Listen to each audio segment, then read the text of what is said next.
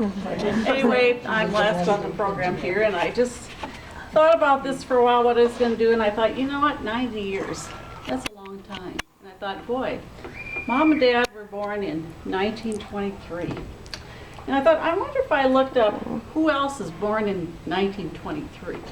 So I did, and I came up with about 12 people. There was 3,000, but there's 12 I think you maybe will know too. Some are alive, some are not, but as I went through, I picked out some of the ones that I thought, think about these people, and I always thought my parents were old. You know, as a kid you think, oh, they're old, but if you look back and you think, they weren't really that old. You get to every decade and you say, well, gee, I'm not that old. The next decade looks older. So we're all proceeding on to the next decade, hopefully. But anyway, here were the people that were born in 1923. And one was James Arness. And if you think of that name, he was Gunsmoke. He was Marshall Matt Dillon, Gunsmoke. He unfortunately is not alive, though. He did not get to celebrate this year yet. Charlton Heston was an actor in the movies, best known for Ben-Hur. Hank Williams Sr. was born in 1923. He was a musician. Some of his best songs were, anybody know? Hey, Good Looking, What You Got Cooking, and Your Cheatin' Heart. That was one that they mentioned. Another guy that was born in 1923 was Don Adams. Anybody know? Don Adams. He was Maxwell Smart on the show Get Smart. If you have Netflix, maybe you've seen some of these shows and stuff with these people in. And then there is Estelle Getty. She was part of the Golden Girls on TV, the shorter one. Yeah, she was born in.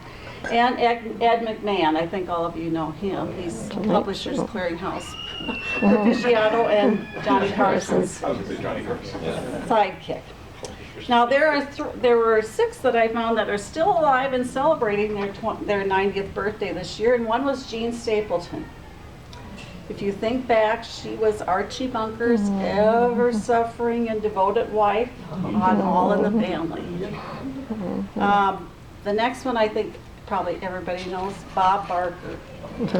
He will celebrate his 90th birthday in December, and he's the veteran game show host of The Price is Right, and he made famous those 3 words, come on down. So he will be at 90 in December.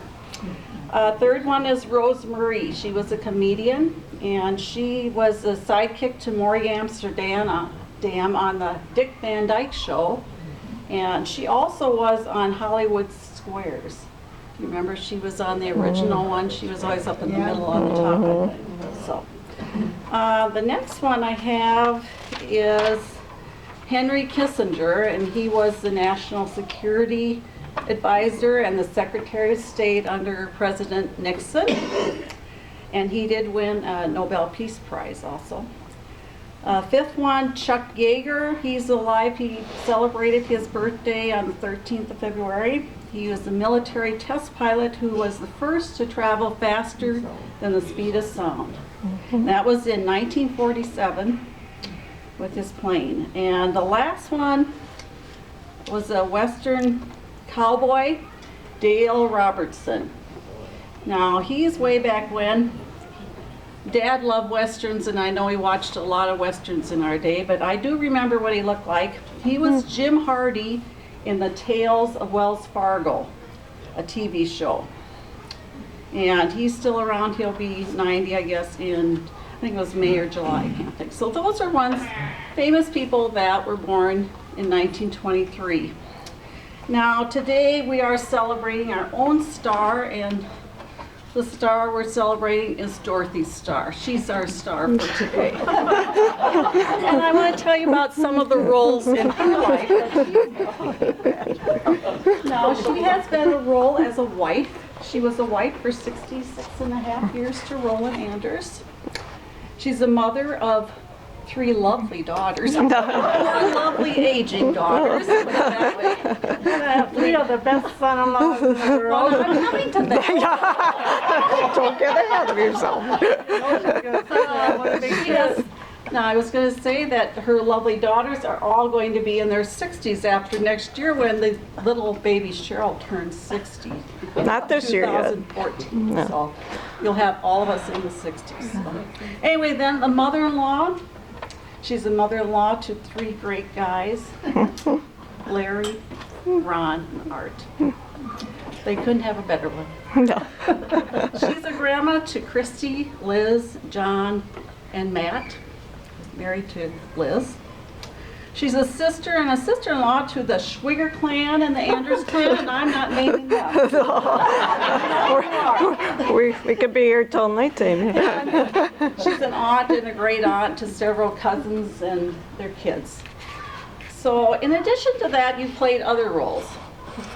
First of all, you were a farmer.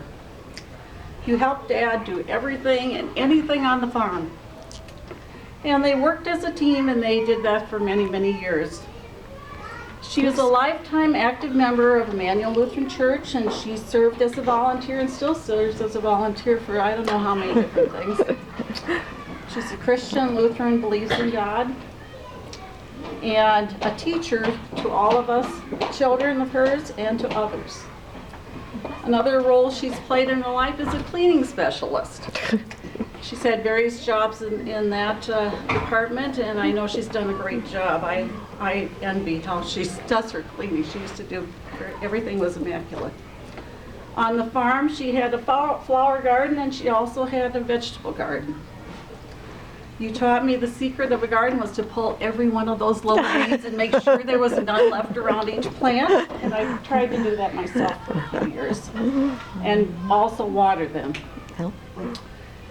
My husband has come up with a special water though now that will make your flowers grow beautiful. It's from the farm, but he'll have to tell you about that. But anyway, getting back to that, she has probably processed and froze more products in her life than many of you, and she still has a freezer full of a lot of her goods that she has done that to, and I think she's never going to be without food because she's got a freezer full.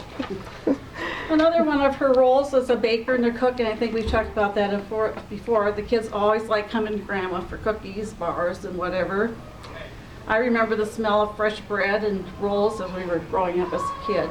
She's an excellent baker. She's a quilter and a seamstress. She, of course, made all of our clothes as we were growing up, until all 3 of us girls said, "That's enough, Mom, we're not doing it anymore. We're not going to school looking like the triplets." She still is a very good seamstress and quilter at the church, makes a lot of quilts. She's a card player and a game player. The grandkids thought you were the greatest grandma, because you were always ready to play something. John said to me one day, "Mom, how come you can't do that? How come you be like Grandma? She will play a game every time we come there. She'll drop everything." I said, "I just can't do it." So anyway, that's your job. What was your job? She's a crossword puzzle, crypto quote, jumble, word solver. You keep your mind sharp doing that. I think that's to be commendable. And she'll call me if she can't think of an answer. I have to ask her too, or I can't get it. I know. I have that same thing because we get the same in the Rochester paper too. Yeah. She's a world traveler. She, with Dad, did the RV travels for many years to Texas and all over. She went with her sisters to Europe. Yeah. She went with her daughters, Leanne and I, and our families took her to different places too with Dad, and went to Hawaii one time, Black Hills. She's a sports enthusiast, especially the Minnesota Twins. Do not ever call her when a Twins game is on. She does not like that. She's listening to the game. I hope they're doing better though this next year because they haven't been doing very well. Yeah. I didn't watch much last year either. It was tough. You decided to turn them off. But, she's a music lover. She enjoys listening to old hymns, singing. She's a bargain hunter and a rummage sale specialist. It's difficult though for her to keep up with her younger sister Mary. Queen of the bargain hunters. I have never seen anyone. Well, they have to make quilts, they have to have materials. Okay. That's why I said she's a bargain hunter. That's to me, that's a role she does, and it's great. Well, anyway, that's just a few of the things my mom does, and I think you'll all agree she's a great person and can do a lot of things. We decided, since the Academy Awards are tonight, Cheryl decided, and I decided we'd give her a special award. It's no Oscar, I'm afraid. I'm sorry we couldn't get Oscar over here. But Yeah, it was a last minute thing. what does it say? Number 1 mom. Congratulations. If you have an acceptance speech,